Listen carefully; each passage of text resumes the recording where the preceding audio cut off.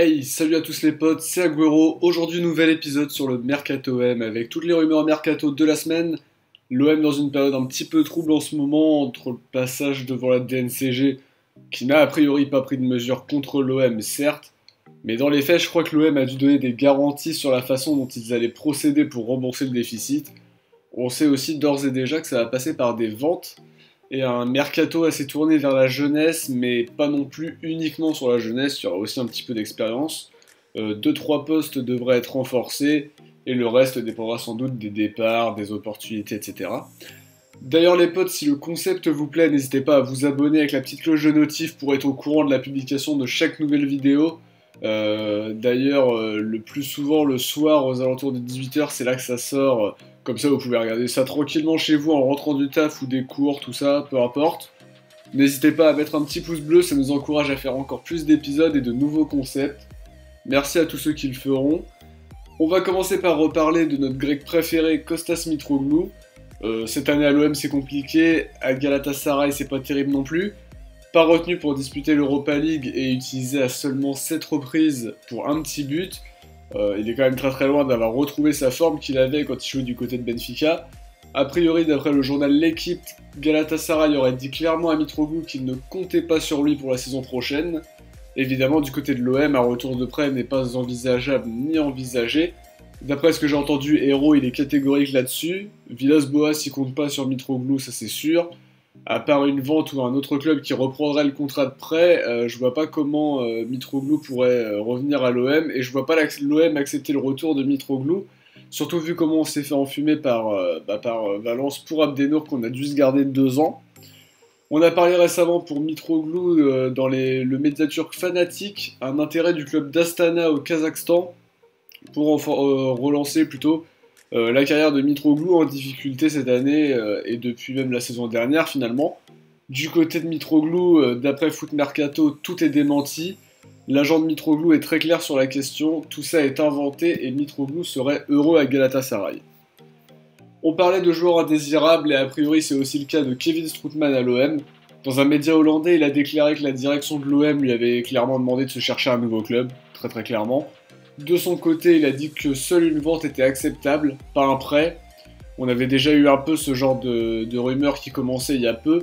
L'OM qui aurait proposé Strootman à plusieurs clubs anglais, dont Everton d'une part et d'autre part Manchester United.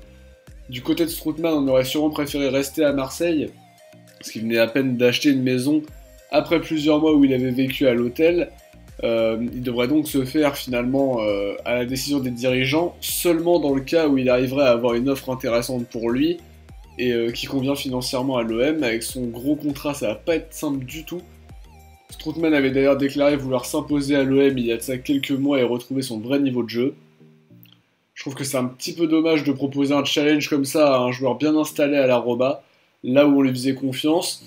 Le garder un an puis se dire on a perdu 25 millions, faut à tout prix qu'il parte pour économiser son énorme salaire. C'est peut-être mieux de lui laisser sa chance la saison prochaine. Mais dans le fond, sans Ligue des Champions, c'est financièrement impossible pour l'OM de payer Strootman. Donc à voir ce que ça va donner. Côté arrivée, on parle effectivement d'un mercato assez jeune et une belle description pourrait être la rumeur qui mène à Olivier Ncham, milieu du Celtic Glasgow de 23 ans, plutôt talentueux. En Écosse, cette saison, il a vécu une saison un petit peu compliquée, une blessure de 2 mois au genou qui l'a privé des terrains. Il intéresse l'OM selon le Daily Record, qui est certain que le joueur figure dans la shortlist de l'OM. L'OM aurait déjà observé le joueur dans le passé, y compris pendant que Rudy Garcia était encore l'entraîneur. Et surtout, Villas-Boas lui a suivi le feuilleton qui menait Ncham à Porto et observerait les performances du milieu depuis plus d'1 an. Personnellement, je pense que ce sera pas si abordable que ça. Il est encore jeune, prometteur, et le Celtic voudra sûrement en tirer un bon billet. Seulement, en ce moment, on parle plus de Porto qui tient la corde. Ils vont formuler une offre, visiblement. C'est normal, parce que je crois que Hector Herrera va pas être renouvelé. Du coup, il leur faut quelqu'un, il leur faut du monde au milieu, quoi. Avant de parler achat, on va aussi parler de retour de prêt. Greg Sertic est de retour chez nous, les potos. Alors évidemment, on s'y attendait, parce qu'il était prêté que pour 6 mois. Mais parfois les clubs renouvellent le prêt du joueur pour une saison, et pour le coup, malgré ses 11 matchs joués en Suisse, Sertic n'aura, un petit peu qu'à l'OM, pas réussi à convaincre le FC Zurich de le conserver pour une saison de plus. Et comme à l'OM, son avenir est totalement bloqué, à moins d'un gros retournement de situation, et de voir Villas-Boas dire oh non, Greg Sertic c'est mon pilier, je le mets titulaire au milieu. Moi je pense que l'avenir du joueur à l'OM, déjà son avenir n'est plus à l'OM, et un départ définitif cet été ne serait que plus bénéfique d'une pour sa carrière, et de deux pour l'OM qui n'a pas besoin de se taper ce genre de joueurs qui ont un gros salaire et qui jouent pas du tout. Et côté arrivée, on anticipe un éventuel départ de Thauvin, le Disport, le média qui est pas non plus le meilleur au monde, hein, très très clairement. L'OM serait sur la piste d'Alan Saint-Maximin, ailier vif et technique qui fait peur à beaucoup de défense en Ligue 1. Le joueur serait séduit par l'OM et pourrait être conseillé sur une signature par Balotelli, justement, avec qui il s'entend très bien. Ça veut pas dire que le deal est fait pour autant, mais bon, c'est déjà une bonne chose. Je pense que niveau prix, on doit être autour de 25 à 40 millions pour Saint-Maximin dans cette fourchette-là, je pense. Sans départ de Thauvin, je vois mal le transfert se faire. Après, évidemment, c'est un très bon profil pour le club, très bon joueur et un investissement pour l'avenir avec une éventuelle plus-value pour l'OM ensuite. Toujours côté arrivée, l'OM suit Michael Cuisance, milieu français de Mönchengladbach, très talentueux et qui a disputé le mondial U20 avec les Bleus comme Boubacar Kamara. La concurrence est rude par contre selon l'équipe, avec l'Olympique Lyonnais, le LOSC ou encore Rennes, même Monaco il me semble aussi. L'OM aura peut-être du mal à rivaliser sur ce transfert sans Coupe d'Europe, ça rentrera forcément en ligne de compte de toute manière. Pour Stanley Nsoki, l'intérêt est toujours là, sans doute un joueur qui a tapé à l'œil de Zoubi. Pas tellement utilisé à Paris avec Tourelle un an après sa signature en pro. Il devrait faire ses valises cet été, soit en prêt, soit en transfert définitif, ce qui est le choix plutôt qui a été décidé par d'une part le PSG et d'autre part Nsoki. Le LOSC et l'OM sont selon l'équipe les deux destinations privilégiées, mais le LOSC a l'atout de jouer la Champions League et a l'habitude de relancer des joueurs refusés par le PSG. Ça avait été le cas par exemple avec Ballo-Touré. Du côté de l'OM, l'intérêt est donc toujours là, on attend de voir s'ils vont proposer quelque chose. Selon Nabil Djellit, source pas non plus idéale à 100%, l'OM a mandaté des agents pour vendre Clinton N'Jie. Ils veulent le vendre à environ 6 millions à un an de son contrat.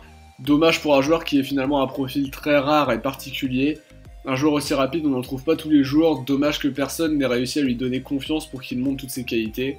Et espérons surtout qu'il ne montre pas ses qualités ailleurs, parce qu'on pourrait avoir des regrets. Pour une interview dans un média portugais, Villas-Boas a déclaré que la situation financière de l'OM allait obliger le club à utiliser les jeunes du centre, notamment Dia, Nkunku latéral gauche, les milieux offensifs et attaquants Liadji et Ake, dont on parlait dans le live de fin de saison. Bonne réponse pour ceux qui se demandaient si Villas-Boas s'occupait des minots, et ça a l'air d'être une plutôt bonne chose. Alors les potes, c'est déjà la fin de cette vidéo, j'espère qu'elle vous aura plu. Donnez-moi votre avis sur les rumeurs dans l'espace commentaire, et on se retrouve très vite pour une nouvelle vidéo. Ciao les potes.